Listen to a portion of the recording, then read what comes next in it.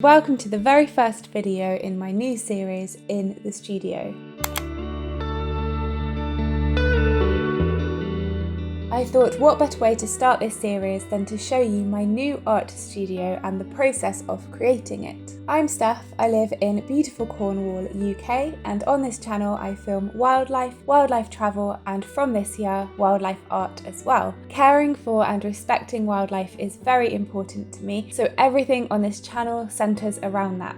For my art studio, I really hoped to create an earthy, cosy environment with autumnal colours, whilst also bringing some of the greenery from the garden inside, with a slight industrial twist. I use my studio for various art mediums, including ink and paper theatre dioramas that I design and clay work, but also for writing, editing and filming. The studio itself is a square shape with around 3/4 being open space and the final quarter a separate room. Before decorating, there were a few practical things that needed doing. The ceiling was very high, which made the space quite cold, especially as there's no central heating. My dad put in a false ceiling and added beams, which I think look amazing. We also added industrial style lighting here. We put in a small kitchenette, which has turned out to be incredibly useful for hot drinks and snacks, of course, for washing brushes and even baking clay in the small oven. There was also a pretty old cupboard housing the electrics, so my dad built an industrial style one that fits much better with the rest of the space. And we added a couple of electric radiators, which has made a huge difference for working comfortably year round. Even though you'll see glimpses of carpet throughout this video, I decided to go for hard flooring overall, as it's far more practical for ink and clay work.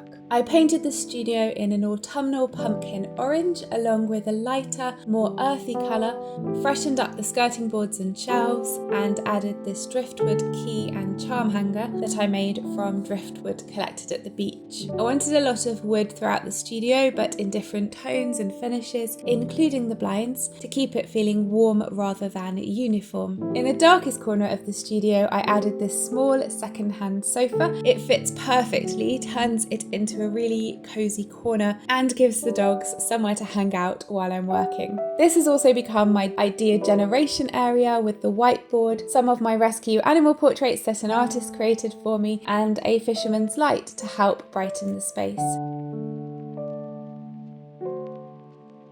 In the main area, there's a large, fairly low window, which felt like the perfect place for a long desk.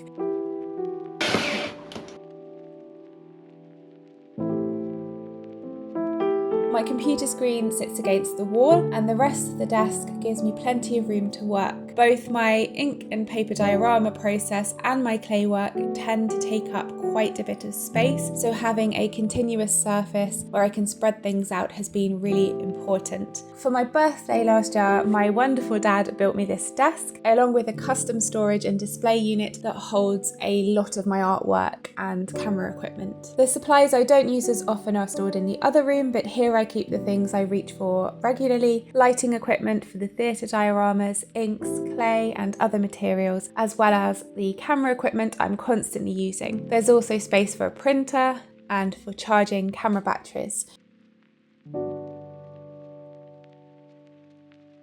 When I was first starting out, my very talented Uncle Andy built my computer and very kindly gifted me the accessories and digital art tools that make my editing and artwork possible. So of course I wanted to give you a huge shout out, Uncle Andy, and thank you for all of your support always.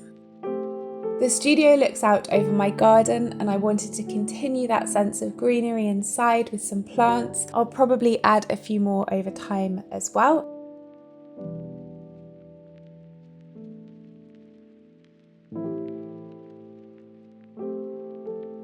There are two final things I need to do in the studio before I see it as complete.